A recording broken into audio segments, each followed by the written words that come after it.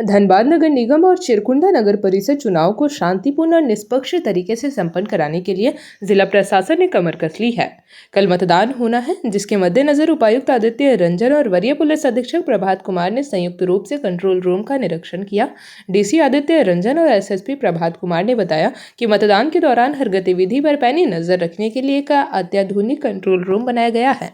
किसी भी अप्रिय घटना या तकनीकी समस्या की सूचना मिलते ही कंट्रोल रूम से तुरंत रिस्पांस टीमें रवाना की जाएगी।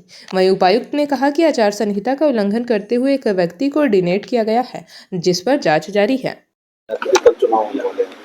कुल 1019 बूथ में हमारे मतदान कर्मी ससमय पहुंच गए हैं और उसकी मॉनिटरिंग हम लोग लगातार कर रहे थे, डिस्पैच से लेके उनके गंतव्य स्थान तक। सेक्टर मजिस्ट्रेट्स की देखरेख में और पुलिस फोर्स की निगरानी में सब लोग अपने अपने स्तर पर पहुंच गए।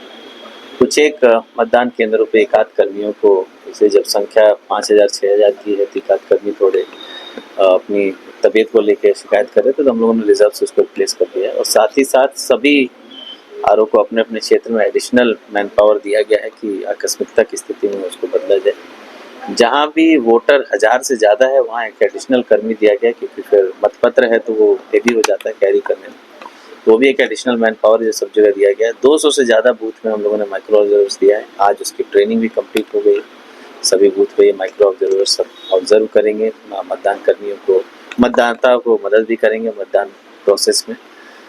कुछ एक मतदान केंद्र है जहाँ बिजली पानी को लेकर बिजली 100% हम लोग करा रखे थे, पर जब 1000 की संख्या होती है तो एक दो में छोटी मोटी कमियाँ लगातार फ़ोन पे रिपोर्ट हुई है, उसको हम लोग तत्काल पूरा कर रहे हैं। नगर निगम को भी एक्टिव करके रखे हैं कि जहाँ ज़रूरत हो वहाँ पानी का टैंकर पहुँचाए। कल किसी भी हालत में किसी भी तरह की परेशानी ना ही मतदान कर्मी को ना ही मतदाता को होगी, उसके लिए हम लोग सजग हैं। आज कंट्रोल रूम से सभी प्रिसाइडिंग अफसर को लाइन बाय लाइन फ़ोन किया गया। सभी 1016 से डेटा आ गया है कि वो लोग सुरक्षित अपने अपने गंतव्य स्थान पर पहुँच गए हैं और जो सुविधाएँ मतदान प्रक्रिया को लेकर होनी चाहिए उस मतदान केंद्र में, वो सभी सुविधाएं सभी केंद्र पर उपस्थित है। इसका भी हम लोग डेटा अभी लेते हैं। सर, ये कंट्रोल रूम से यहाँ से निगरानी कैसे होगा? देखिए, हम लोग 2 तरह से निगरानी कर रहे हैं, एक ऑडियो कॉल से और दूसरा वीडियो मॉनिटरिंग है।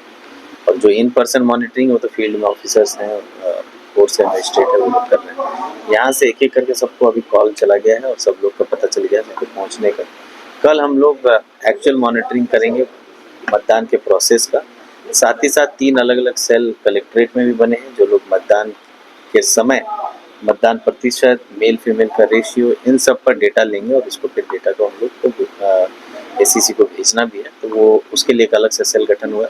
तो पैरेलली 2 मैकेनिज्म है, एक जो डेटा लेने के लिहाज से कलेक्ट्रेट में क्या करा गया है और दूसरा किसी भी तरह का इशू को रिजॉल्व करने के लिहाज से कंट्रोल रूम में किया गया। दोनों से मॉनिटरिंग वेबकास्टिंग की व्यवस्था है?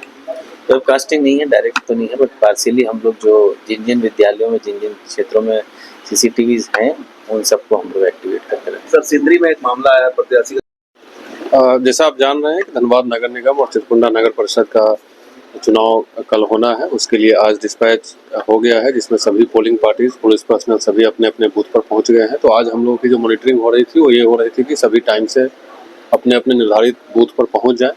तो वो प्रक्रिया कंप्लीट हो गई है।